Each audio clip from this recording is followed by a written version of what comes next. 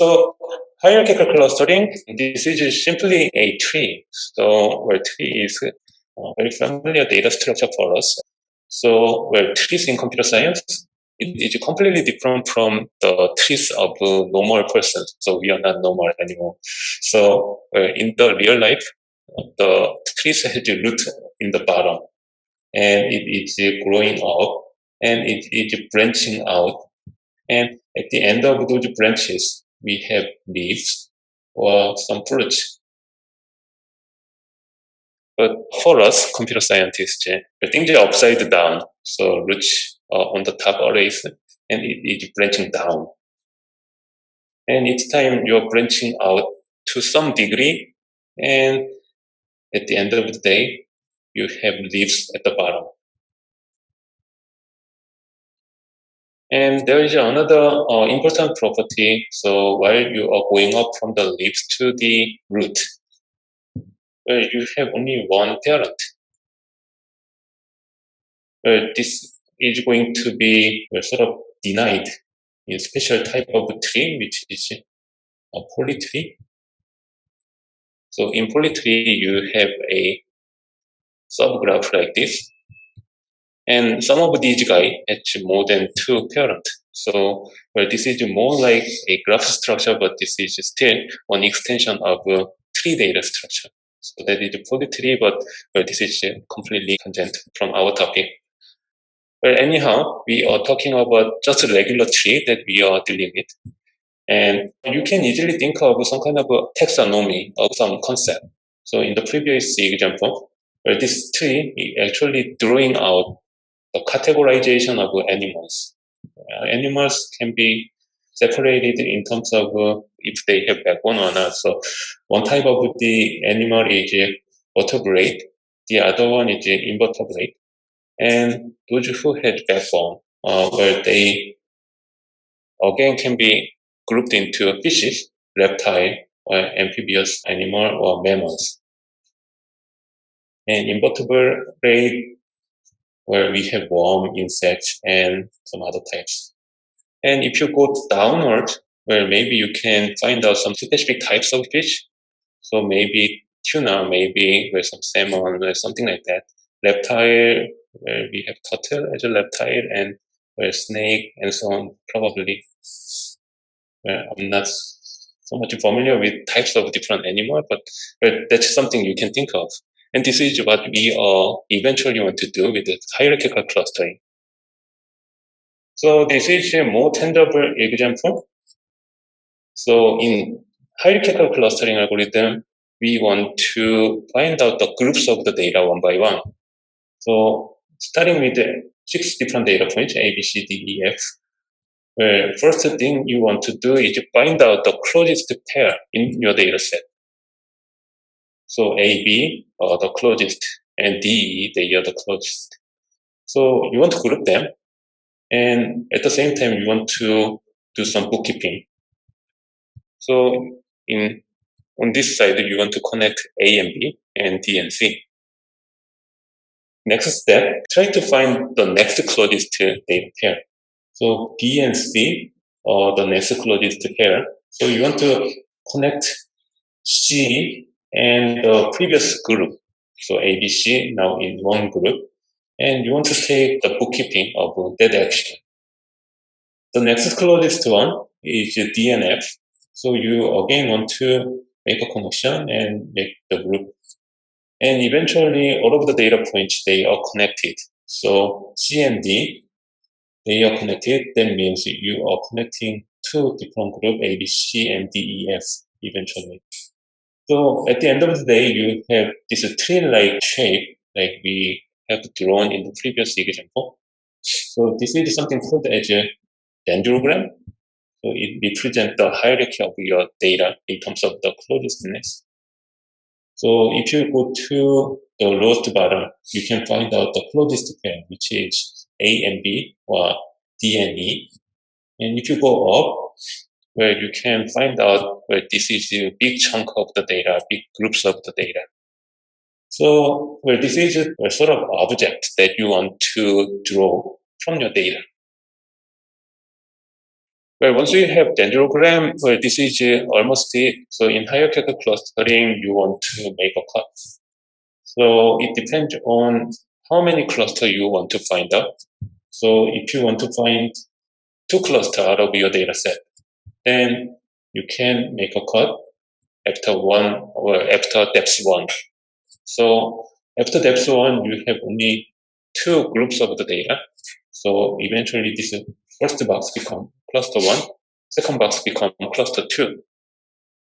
If you want to have 3 cluster, well, you make a cut after depth 2, and cluster 1, cluster 2, cluster 3, according to their connectivity. And k equal 4, after depth 4, something like that. Hierarchical clustering, the core idea is coming up with a dendrogram. And if you have dendrogram, you can come up with the clusters. So it's very straightforward. And depending on how you come up with the dendrogram, you can specify the type of hierarchical clustering algorithm. So you can start from the entire data set and try to find out the cut in the data set. So if you want to do that, you can think things top-down manner. But in the previous description, we are starting from individual distance. So we studied from pairwise, closest pairwise distances, something like that. So we first looked at the individual data points. That is called as bottom-up manner or agglomerative clustering. And this is actually used often more. So, what we have discussed can be summarized in this way. So the idea initially, you can think of each data point is forming one cluster. So every single data point are falling in one cluster. And each time you want to combine 2 closest clusters into one. And at the same time, you are taking the record of your combining action. So history of combining forms the dendrogram. So the idea is very simple. What we are doing is quite straightforward, and there are still things to think of. So key question is, how do you represent the cluster if you have more than one point? So imagine you have 2 clusters with each of which has 3 data points. If that's the case, representing the cluster is somewhat vague. So to represent this cluster, one of the easiest option is to pick a random data point, and maybe that can be the representation of this cluster. Maybe a random data point, and that can be the representation for this cluster. But this not carry much information, so we may want to have something better. So one of the open choice is using centroid. So centroid is the mean value out of your cluster. So out of these 3, this is the mean. Out of these 3, this is the mean, and this will represent my cluster. So this is one method. But sometimes your cluster, within a cluster, your data may be distributed in a skewed way.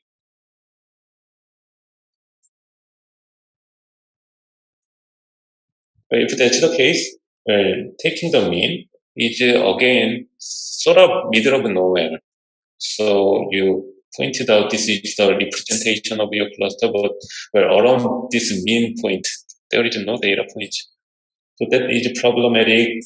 So people come up with another method that is taking the median of your data points. So by taking the median, this may be better representation of your cluster. So that is called as midweight, and midweight is useful when your cluster is skewed.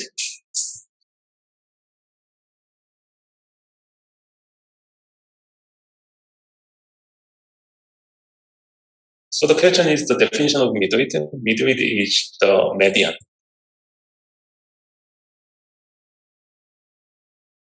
And second question is, how do you define the nearness or closeness between clusters?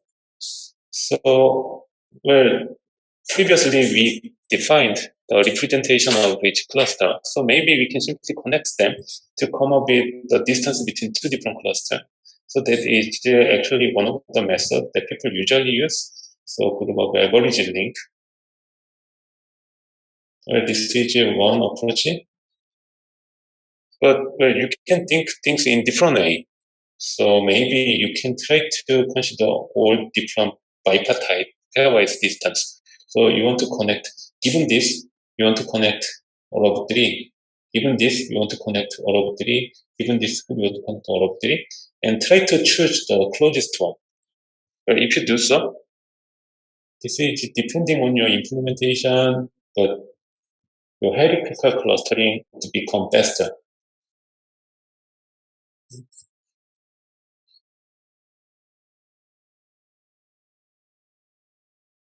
And if you use single link, again, usually the size of the cluster becomes smaller.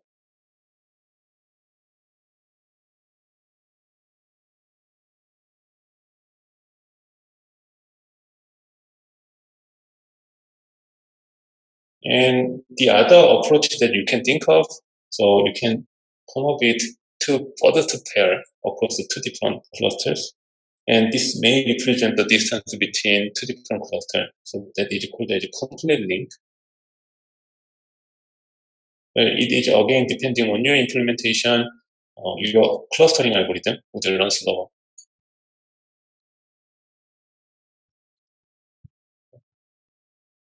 More often,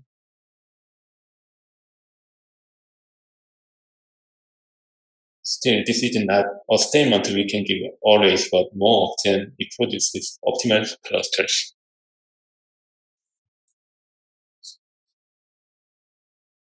So this is the second question that we can raise, and here are the answers for them. And the last question, the question could be when you want to stop. And the answer is quite practical. So you decide the number k upfront, and you want to stop. If you have k clusters already, you don't want to find out any further dendrogram. So this is when you want to make a stop. The other one is related to internal metrics. So each time you want to combine two different clusters, or you want to divide a cluster, you monitor the quality of the cluster, and that is explained by the vocabulary cohesion. So you want to monitor the quality of individual cluster, and you decide based on that quality metric. But this is just the idea that we would like to illustrate. We don't want to discuss the details of this. So we briefly go over some possible questions that we can raise against hierarchical clustering. So question number 1, 2, and 3, these are sort of important questions that you need to think of. So the idea is very simple, but looking at the data points and understanding what is going on at the lowest level of the algorithm, that is rather important. So please think about these questions again. And speaking of the performance of the clustering algorithm, if you think of what was going to happen, you first want to compute the distance between all pairs of clusters. And each time you want to update the distance measure because you come up with a new cluster, and you want to measure the distance between this new cluster and every other data point. So each time you want to compare pairs of cluster and data points, and that eventually require us n cube time complexity. And this is normally unwanted in computer science, and especially this is something we don't want to have at all in machine learning. So where something is n cubic, that's too expensive, and we don't want to use it.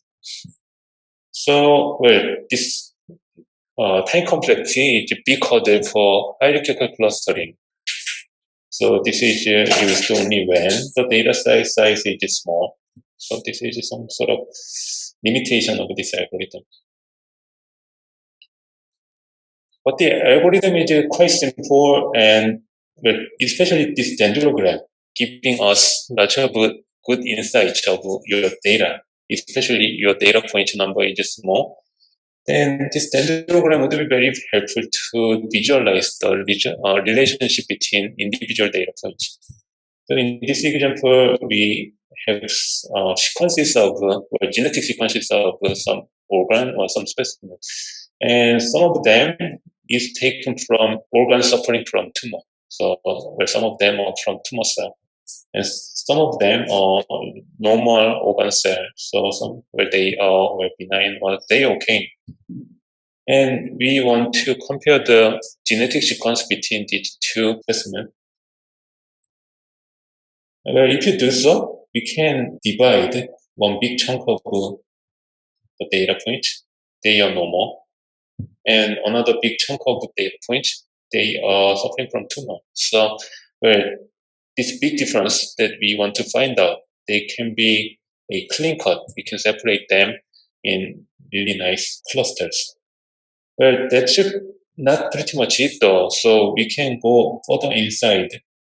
And between different samples, where these two are the closest to sample, and these two are the closest to sample, and so on.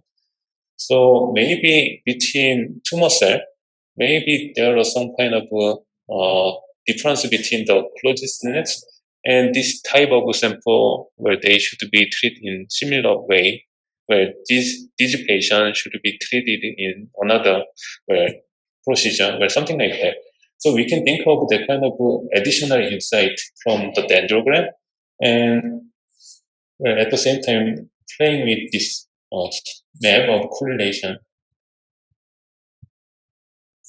We can summarize all kind of analysis in visual format. So I try to make sense of the data in verbally quite vaguely at the same time, but things are numerically represented in this diagram in much more effective way. So hierarchical clustering is helpful when you try to visualize data in this format. Well, this is another example from chemistry. So in chemical structure of a material, there may be some similarity between different material. There may be some similarity on another group of material, things like that. And that kind of similarity group can be found using clustering as well. And those chemical compounds or chemical structure, this is another example that can be well clustered using hierarchical clustering algorithm. So if you download and use this software called the ML07b ICM Chemist, then you can actually try this clustering algorithm with their data on your computer. So that's quite exciting. And another interesting point, this is something I don't even know. So Tanimoto distance, they use Tanimoto distance to use this clustering happen. So that is another interesting visualization. And this is another example. So this is open molecules. So if you use this software, where you can come up with a small subset of the chemical compounds. And out of this small subset, you can try to draw some dendrogram like this. So if you have dendrogram, you can try to put some additional analysis, and this could be quite useful for those chemists or chemical engineers. So this is another popular software in their domain.